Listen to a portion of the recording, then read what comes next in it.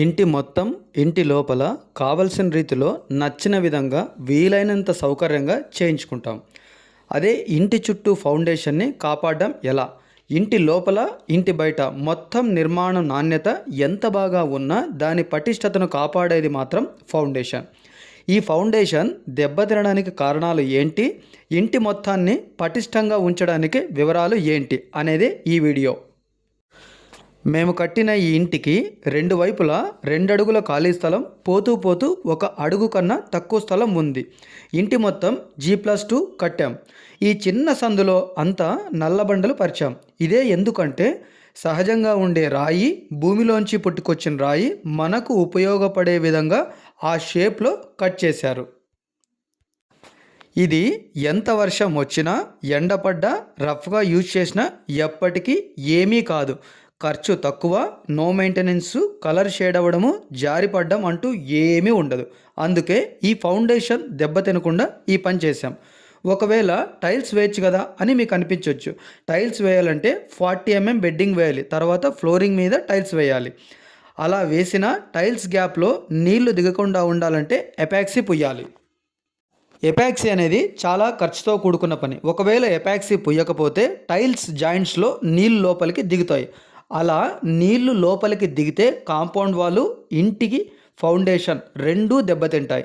Main ఉద్దేశం ఏంటంటే ఇంటి పక్కన సందు ఖాళీగా ఉందంటే ఇల్లు కట్టేటప్పుడు ఇటుక ముక్కలు, మిగిలిన టైల్స్ ముక్కలు, సిమెంట్ వేస్టేజ్ ఇలా అన్నీ పడేస్తాం. అవి అనీవెన్గా పడేయడం వల్ల, అంటే ఇష్టం వచ్చినప్పుడు పడేయడం వల్ల వర్షం నీళ్లు పడ్డప్పుడు నీటి వేగం తగ్గి నిదానంగా భూమి లోపలి పొరలోకి వెళ్ళిపోతాయి. అదే కాకుండా మట్టి, ఇతరత్ర చెత్త అలాగే ఉంటే పందికొక్కులు మట్టిలో సొరంగాల్లాగా రంధ్రాలు చేసి మన ఇరుగు పొరుగు కూడా ఏదైనా చెత్త ఉంటే టకా అని పడేస్తారు. అదే శుభ్రంగా ఉంటే ఏ సమస్య ఉండదు. ఫ్లోరింగ్ లాగడం కూడా చేయొచ్చు కదా అని అనిపించవచ్చు. ఫ్లోరింగ్ లాగడం చేస్తే అది కూడా మేము ఎందుకు చేయలేదంటే సిమెంట్ అయినా వర్షం నీళ్లు నిదానంగా పీల్చుకుంటూ లోపలికి దిగుతాయి. ఒక చిన్న ఎగ్జాంపుల్ ఏమంటే సార్, ఇంట్లో కానీ వీధి కొలాయి దగ్గర ఒక్కొక్క చుక్క నీరు పడుతూ ఉంటే అలాంటి చిన్న చిన్న చుక్కలే దాదాపుగా రోజుకి 24 లీటర్ల నీళ్లు వేస్ట్ అవుతున్నాయి.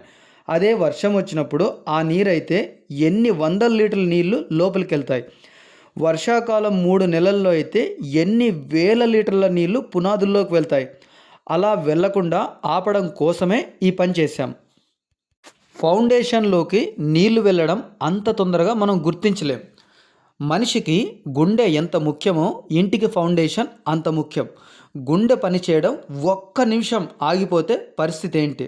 అలాగే ఒక్క అంగుళం ఫౌండేషన్ సింక్ అయితే ఇంటి మొత్తానికి డ్యామేజ్ జరిగే అవకాశం ఉంది. మేము కట్టిన ఆ ఇంటికి కొన్ని సంవత్సరాల తర్వాత ఏమేమి రిపేర్లు వస్తాయి, మెయింటెనెన్స్ ఎలా ఉండాలి అనేది ఆలోచించాము.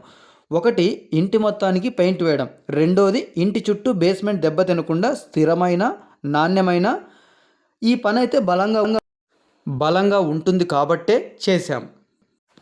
ఈ బండల్కి మెయింటెనెన్స్ వస్తే ఏముంటుందంటే బండల్ జాయింట్స్లో కొద్దిగా పోతే సిమెంటు, వాటర్ ఈ రెండు పేస్ట్ లాగా కలిపి జాయింట్స్లో పూస్తే సరిపోతుంది.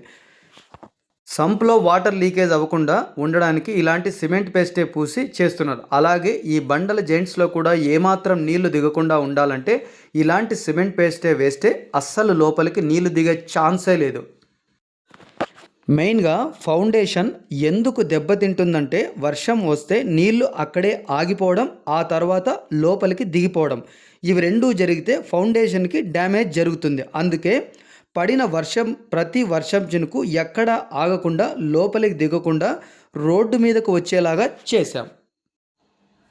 ఇంటి నిర్మాణం మొత్తంలో ఎక్కడైనా ఏదైనా రిపేర్ వస్తే లోపలైనా బయటైనా చేయొచ్చు. ఫౌండేషన్ దెబ్బతింటే రిపేర్ చేయడం ఇంపాసిబుల్, రీప్లేస్ చేయడం కరెక్ట్ సొల్యూషన్. అందరికీ విజ్ఞప్తి చేసేది ఏంటంటే ఇంటి చుట్టూ ఉన్న చిన్న సందైనా పెద్ద సందైనా ఫౌండేషన్లోకి నీళ్లు లోపలికి వెళ్లకుండా చేసుకోగలిగితే your house will strong always.